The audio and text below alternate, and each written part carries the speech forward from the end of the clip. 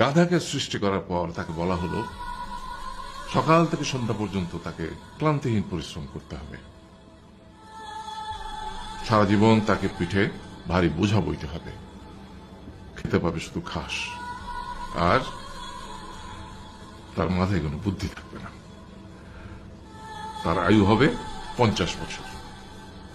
গাধা করজোড়ে সৃষ্টিকর্তাকে বলল, আমি এত বছর বাঁচতে চাই না, আমাকে 20 বছর আয়ু দেওয়া হোক। সৃষ্টিকর্তা সেটাই মঞ্জুর করলেন।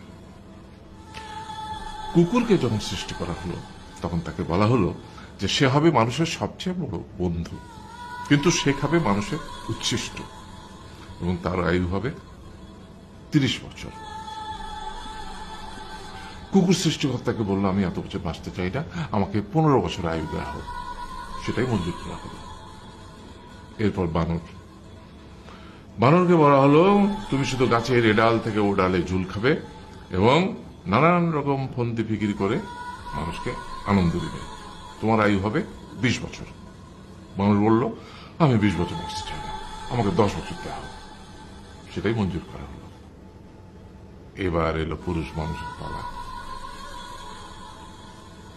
তাকে বলা হলো যে তুমি হলে প্রাণীগুলোর মধ্যে সবচেয়ে বিচক্ষণ এবং বুদ্ধিমান, সেই জন্য তোমাকে প্রাণীদের শিরোমণি করা হলো এবং তোমার আয়ু হবে 20 বছর। তখন পুরুষ মানুষ বলল, করজোড়ে বলল সৃষ্টিকর্তাকে যে 20 বছর আয়ু অত্যন্ত কম, হে প্রভু, আমাকে ওই গাধার সে যে 30 বছর আয়ু চায়নি সেটা আমাকে দেয়া হোক, ওই যে কুকুর 15 বছর ফিরিয়ে দিয়েছিল সেটাও আমাকে দেয়া হোক, আর যে বানর 10 বছর নেয়নি সেটাও আমাকে দেয়া হোক। 20 বছর অত্যন্ত কম, আমি দীর্ঘদিন বাঁচতে চাই।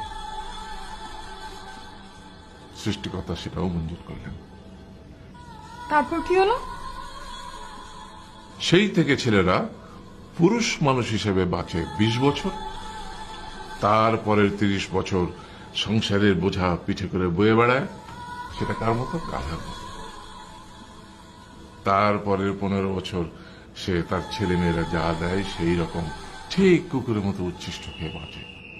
আর তারপরে বৃদ্ধ বয়সে ঠিক বানরের মতো, যেমন গাছের এডাল থেকে ওডাল ঝুল খায় বানর, তেমনি এই ছেলের বাড়ি থেকে ওই ছেলের বাড়ি, আর নানান রকম ফন্দি ফিকির করে তার নাতি নাতনিদের আনন্দ দেওয়ার চেষ্টা করে।